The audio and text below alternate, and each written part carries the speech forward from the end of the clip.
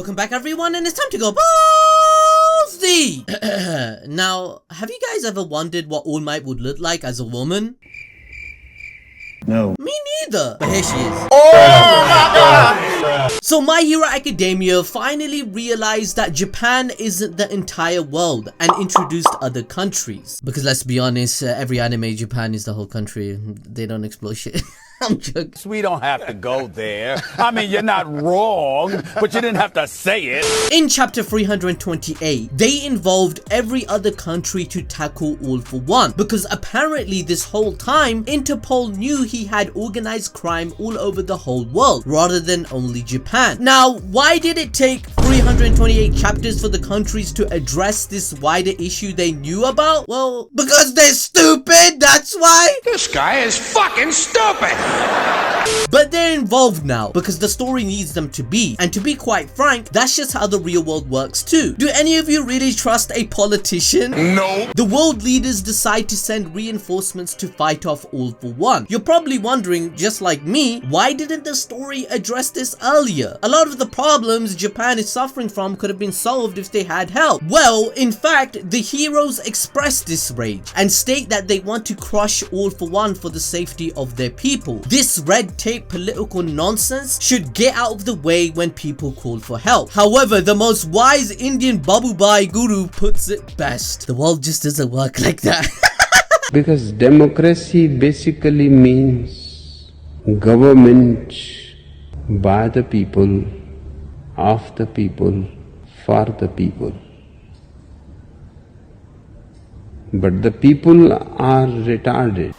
Jokes aside, this question is directly addressed, as America's leader states that the foreign heroes sent abroad tend to not follow orders when called upon, and so Japan's domestic affairs should be dealt with directly using their own heroes. If they send in other countries' heroes to aid them, then who will protect the country they are leaving? The news would spread, and villains' criminal activity would increase due to the lack of power being around. Everything in the world requires an equilibrium. Therefore, they justified the red tape and politics through this reasoning, rather than helping those in need when they call for it. For example, if each country was to lose their All Might equivalent for a set amount of time, chaos would of course ensue. Look what happened to Japan once All Might was toppled. If the top heroes of all the neighboring countries all went to Japan at once, that would be global news. The drastic power shift in the community would cause a rift in the balance between good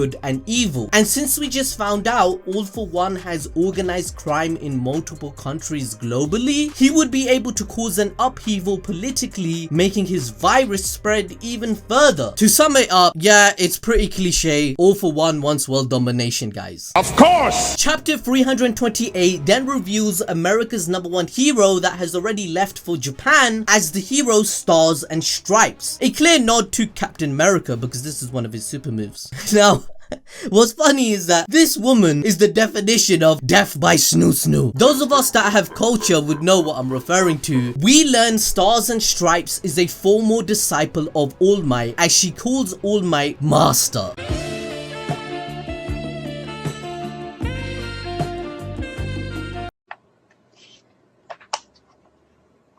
Yep. I mean, the physical resemblance is uncanny to start with. Her hair, smile, and outfit all look similar to All Might in his prime. Hey, that needs to stop right now. My mind is corrupted enough. However, I do want to say, like, come on, we have to call this out. If All Might had an overseas student this entire time, then why is it that we're only learning about this now? Every plot device in this chapter was so convenient. Like, I'm being serious. I want to ask my subscribers a serious question so that I can shout you out for the next video. Isn't it insane that everything we are witnessing in Deku's life has only been in the span of 11 months? All Might is 49 years old, and it took him 33 years to gain his reputation and influence on the world, thanks to Stain finding intel at Tartarus, whom he gave to All Might thanks to what he built. We know Shigaraki's body will be complete in only a few days, which means the endgame is coming. This just spells trouble for Stars and Stripes, because Horikoshi will make her lose in front of everyone. This would reinforce the idea of Shigaraki being a world level threat rather than only country level, thus making him one step closer to becoming becoming the Demon King that All For One desired since childhood. All For One wants to destroy democracy and to be a tyrant to the entire world. And we all know America loves spreading democracy across the globe, right? Remember what they did to Iraq for the oil? Oh shit, that slipped out. Play the clip, bruh. Dave Chappelle, go! What about people who say you're only interested in the Middle East for oil? What? Huh? Oil? Who said something about oil, bitch? You cooking? Oil? Come on, yo, get out of here! So now you all understand the logistics of My Hero Academia's world. It isn't perfect as Deku puts it. So his final mission will also involve not only to save Japan, but the entire world, which means his generation will become part of the greatest heroes that could influence the system for reform, as Deku already declared he wants to achieve this goal to Lady Nagan due to the suffering she went through by the system. If the world was truly idealistic, the problem of Shigaraki and All For One wouldn't have snowballed and become as huge as it is, like an avalanche, since being a hero means becoming selfless for those in need. But the system in place is not to serve justice, but rather the desires of those that run the system. We then move on to chapter 329. All For One gleefully rejoices over the chaos from the inmates. Remember, All For One believes chaos is part of human nature, and it has benefited him by preoccupying the police and heroes, thus justifying what he believes. This is all according to his plan. You know what the best part of it is? I get to do my plan laugh.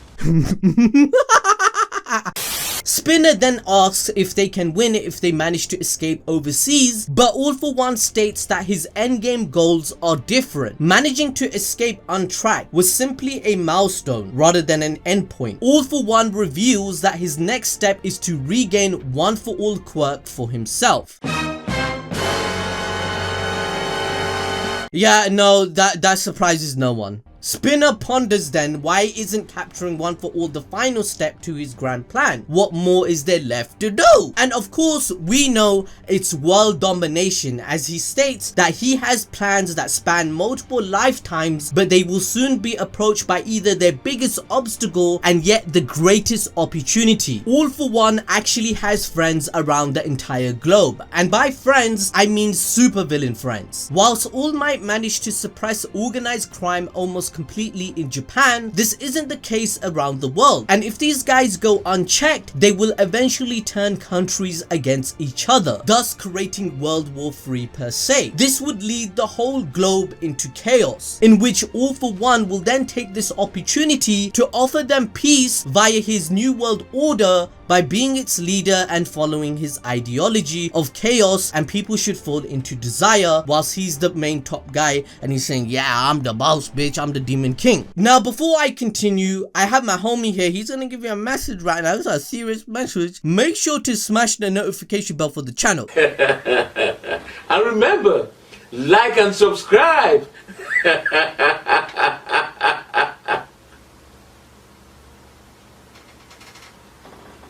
Or else. Moving on, All For One mentions Stars and Stripes, America's #1 hero and the world's strongest woman. Even All For One states that someone of her stature would be trouble to deal with if she were to intervene, hence his greatest hurdle. But if he were to steal her quirk, then the rest will be history for the heroes. It's game over. Now an interesting thing to know is that he says if I were to get my hands on her quirk, not if Shigaraki were to get his hands on her quirk. This is a clear indication of All For One's intentions whilst he was in his lust for power, making his ultimate plans. Shigaraki at the end of the day is only his pawn and his vessel to take over so that he can live for another 150 years, referring back to what he states in the chapter that his plans last multiple lifetimes. This is why it's so important in the final chapter that Deku has to save Shigaraki. I'll explain even further what I mean by that by the end of the video. We then move on to All For One manipulating Spinner, informing him that it's time for him to finally be relevant. I'm kidding.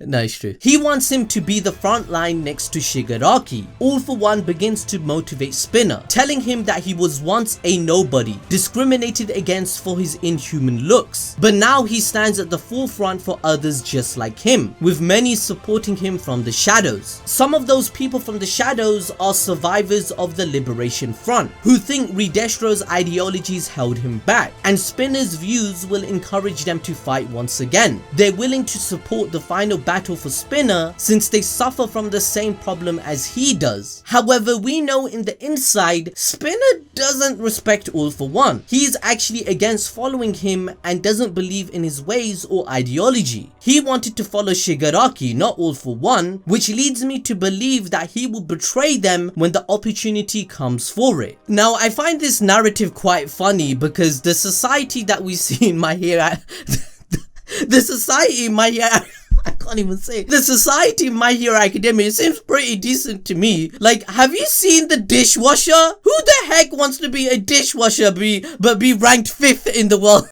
Like, what about the glue guy? My man's busting nuts out of his head. And have you seen Invisible Girl? Well, wait, actually, no, you haven't, but you get the point. They still have friends, and there's a parallels where people, if you have a good nature, you just need a good environment, you know? So, yeah, Spinner just needs his Ninja Turtles. Anyways, Skeptic praises them, stating that the League of Villains are true liberators. Whether or not they can actually do it isn't relevant as of now, since it's the remnants of the Liberation Army that will make the League of Villains hit their future potential. The story has recently been putting so much emphasis on how much stronger Deku has become. He went days fighting villains back to back, one-shotting them with zero rest, and he was then stopped only due to a team effort from his classmates. We find out together him and Class 1A helped give a sense of possibility to not just the civilians being sheltered, but also the heroes. With Deku's help, they believe a fight can be won, and that morale has been further boosted by the arrival of the world's strongest woman. Even Hawks says how reassuring it is to have her help,